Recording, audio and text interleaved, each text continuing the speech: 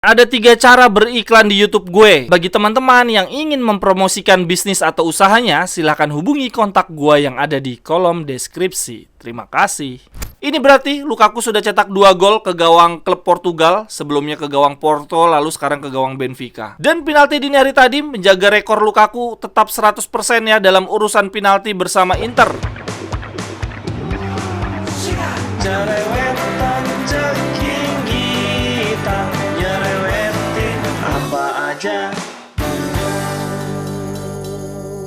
Teman-teman, yang sedang kalian saksikan saat ini adalah Cerewetin Inter. Apa kabar teman-teman semua? Semoga dalam keadaan baik. Tapi kalau gue lihat dari raut wajahnya, ceelah sumringah banget. Ada apa sih kawan? Tapi emang gokil sih. Menurut gue Inter bermain sangat baik. Perfect game lah untuk di kandang Benfica. Inzaghi membuktikan bahwa dia adalah pelatih yang sangat amat bagus di kompetisi Cup ya. Bahkan, walaupun striker kita masih buntu di pertandingan lawan Benfica, tetapi setidaknya pemain-pemain dari posisi yang lain performanya sungguh luar biasa. Gue jadi penasaran apakah ini bisa menjadi momentum kebangkitan kita di Liga, menyelesaikan 9 partai tersisa dengan hasil yang positif. Gue tetap berharap terlepas sejauh apapun kita bisa melaju ya di Liga Champions maupun Coppa Italia, bagi gue 4 besar di Serie A adalah harga mati. Di babak pertama, ketika melawan Benfica, seingat gue kita tidak ada shot on goal sama sekali. Ya, walaupun di babak pertama kita tampil relatif solid.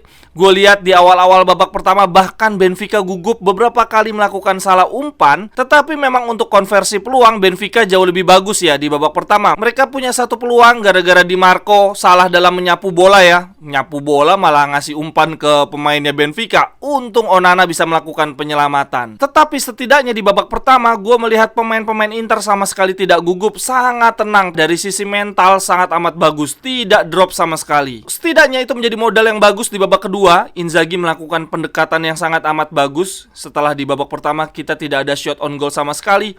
Di babak kedua kita langsung bikin 2 shot on goal ketika Benfica sama sekali tidak bisa menembus kotak penalti kita. Shot on goal pertama kita melalui Barella, sundulan berbuah gol melalui umpan luar biasa dari Bastoni. Lalu shot on goal yang kedua dari Mkhitaryan, tendangan kaki kiri, umpan dari Korea. Gue lihat tadi malam Korea tampil cukup bagus. Sudah mulai memperlihatkan dia bisa main bola lah. Total di pertandingan lawan Benfica kita bikin 4 shot on goal. Shot yang pertama tadi dari Barella ya, sundulan berbuah gol. Lalu shot yang kedua dari Mkhitaryan, tendangan kaki kiri.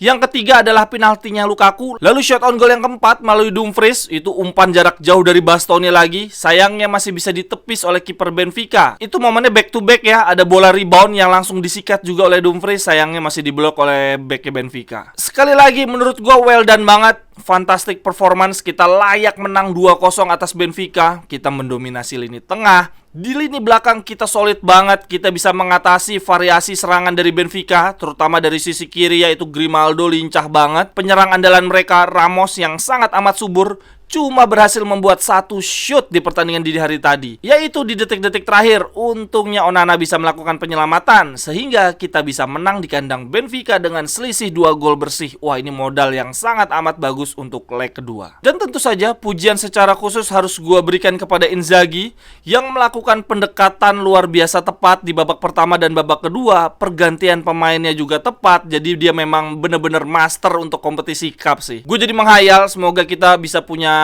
pemilik yang sangat amat sultan ya, dari Bahrain atau dari Arab, terserah lah. Yang penting bisa hire 2 pelatih sekaligus biar Conte fokus ke Serie A, lalu Inzaghi bisa di Coppa Italia dan Liga Champions. Emang Inzaghi bisa beda banget deh pertandingan tadi malam tuh dengan pertandingan kita lawan Salernitana, lawan Spezia, lawan Fiorentina. Beda banget deh tadi malam itu. Gue ada beberapa catatan menarik dari pemain-pemain kita tadi malam. Yang pertama dari Brozovic, kembali hidup. Dia membuat kita sejenak melupakan Hakan Calhanoglu. Gue lihat-lihat ya teman-teman, di beberapa kesempatan ini Brozovic benar-benar ditempel sih, dikurung oleh pemain-pemain Benfica, tetapi dia selalu berhasil keluar dari tekanan dan mendistribusikan bola dengan baik. Ini ada beberapa cuplikan teman-teman di menit 76. Ini sekitar 30 detik gue melihat Brozovic itu dikurung oleh pemain-pemain Benfica. Ini gambar yang pertama.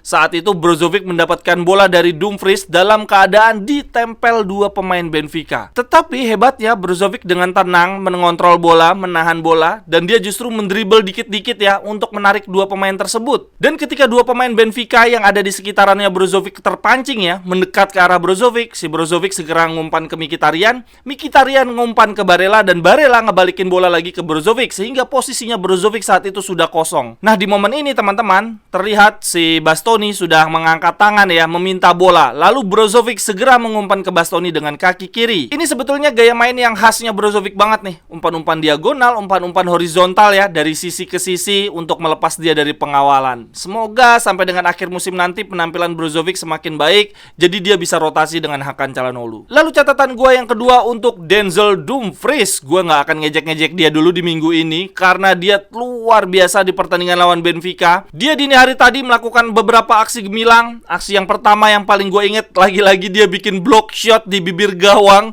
Ini dia spesialisasi Dumfries musim ini ya. Kayaknya udah 3-4 kali Dumfries di musim ini bikin block shot di bibir gawang kita ya teman-teman. Dia melakukan penyelamatan luar biasa. Lalu yang paling luar biasa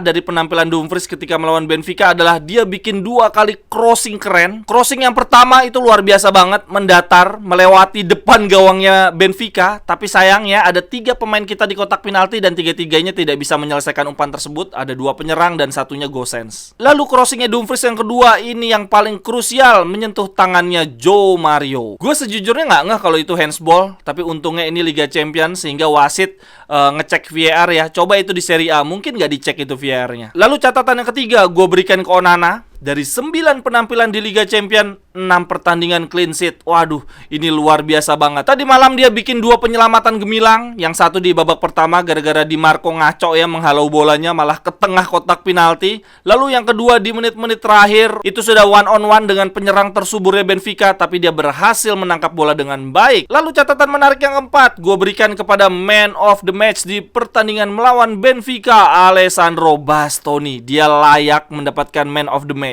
Dari sisi defense luar biasa solid Bastoni, beberapa kali tackle bersih, dia juga menang duel udara. Benfica kesulitan tiap kali menyerang dari sisi kanan, sehingga tadi malam Benfica lebih banyak menyerang dari sisi kiri, dari sisinya Grimaldo. Dan tentu saja yang paling luar biasa dari Bastoni adalah 2 crossingnya. Gue rasa crossingnya Bastoni dibandingkan wingback kita bagusan Bastoni, iya nggak sih teman-teman? Dan assist Bastoni ke Barella itu textbook banget ya, udah beberapa kali dia lakukan. Di musim ini adalah yang kedua, sebelumnya ada di pertandingan lawan Barca. Lalu itu udah terjadi berkali-kali juga sejak Inter ditangani oleh Conte. Kemudian catatan yang terakhir dari sisi individu gue berikan kepada Lukaku. Satu-satunya striker kita yang rutin mencetak gol akhir-akhir ini, ya walaupun sebagian besar dari penalti ya. Ini berarti Lukaku sudah cetak 2 gol ke gawang klub Portugal, sebelumnya ke gawang Porto, lalu sekarang ke gawang Benfica. Dan penalti dini hari tadi menjaga rekor Lukaku tetap 100% ya dalam urusan penalti bersama Inter. Dari 19 kali penalti, 19-19-nya gol. Luar biasa Lukaku, pokoknya jangan sampai kasih ke Lautaro Martinez lagi untuk urusan tendangan penalti. Sekian dulu untuk cerewetin Inter hari ini teman-teman. Wah, ini hari ini sangat amat menyenangkan ya. Mau mendung, mau gerimis, rasanya cerah banget. Silahkan tuliskan pendapat teman-teman di kolom komentar. Pertandingan dini hari tadi menurut teman-teman gimana? Dan teman-teman punya catatan menarik apa nih dari pemain-pemain kita? Silahkan tuliskan di kolom komentar. Sampai ketemu di cerewetan-cerewetan berikut ya. Cerewet.